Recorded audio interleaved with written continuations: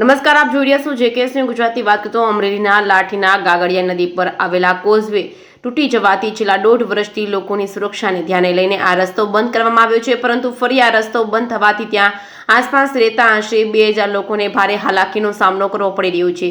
ત્યારે શું છે સમગ્ર વિગત, જોઈએ આ સ્પેશિયલ રિપોર્ટમાં.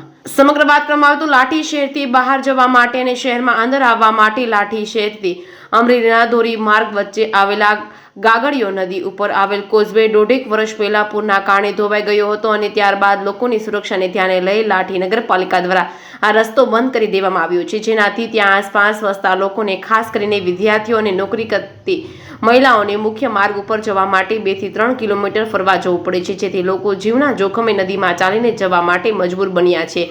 ત્યારે હિન્દુ અને મુસ્લિમ બંને ધાર્મિક સ્થળ પર આવેલા છે, જેના દર્શને જવા માટે ભારે જોખમ ખેડીને નદીના તૂટેલા કોઝવે પર ચાલવા મજબૂર બન્યા છે લોકો. ત્યારે લોકોની માંગ એ છે કે બને તેટલું ઝડપથી આ કોઝવેનું સમારકામ કરવામાં આવે અથવા તો નવો પુલ બનાવવામાં આવે, જેથી લોકોને પડતી મુશ્કેલીઓથી છુટકારો મળી શકે. આશ્ચર્યની વાત તો એ છે કે આ પુલ કયા વિભાગમાં આવે છે તે કોઈને ખ્યાલ નથી. નગરપાલિકા અને માર્ગ મકાન વિભાગ બંને એકબીજા પર ઢોળી રહ્યા છે. બંને આ તૂટેલા કોઝવેની જવાબદારીથી હાથ ઊંચા કરી રહ્યા છે. તંત્રની બેદરકારી વચ્ચે લોકો મુશ્કેલી વેઠી રહ્યા છે. સમગ્ર મામલે લાઠીના ધારાસભ્ય જનકભાઈ ત્રાવિયાએ ટેલિફોનિક વાતમાં જણાવ્યું હતું કે આ પુલની માંગણી મૂકી દેવામાં આવી છે અને ટૂંક સમયમાં જ મંજૂરી મળી જશે. તો શું લોકોની તકલીફોનો અંત આવી જશે કે પછી ખાલી વાતો જ કરવામાં આવી રહી છે, તેવું જોવું રહ્યું.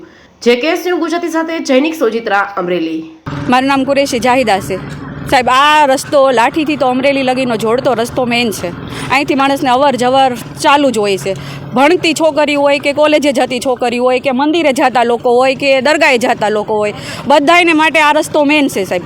અને આ રસ્તાની અંદર જવાનું આવવાનું એટલે આ રસ્તો અમારો સરખો થઈ જવો જોઈએ સાહેબ. જે અમારી જરૂરત છે એ વિચારીને બધાને હિતમાં લઈને આ પુલ સરખો થવો જોઈએ. કેટલા સમયથી બંધ છે? અને 1.5 વર્ષથી બંધ છે.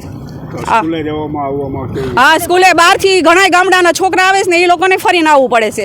એ લોકોને બધાને આમથી આમ જવું પડે છે. કોલેજે જતી છોકરીઓ હોય એ લોકોને આમથી આમ ફરીને જવું પડે છે.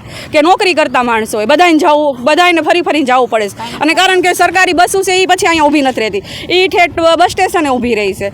અને બસ સ્ટેશનથી પછી લોકોને ઘરે આવવામાં બહુ તકલીફ થાય છે. શું માંગણી છે? આ પુલ સરખો થઈ જવો જોઈએ. શું નામ છે? મારું નામ ઇમરાન શેતા છે. હું લાઠીનો અહીંયાનો તો આપણે રહેવાસી છું.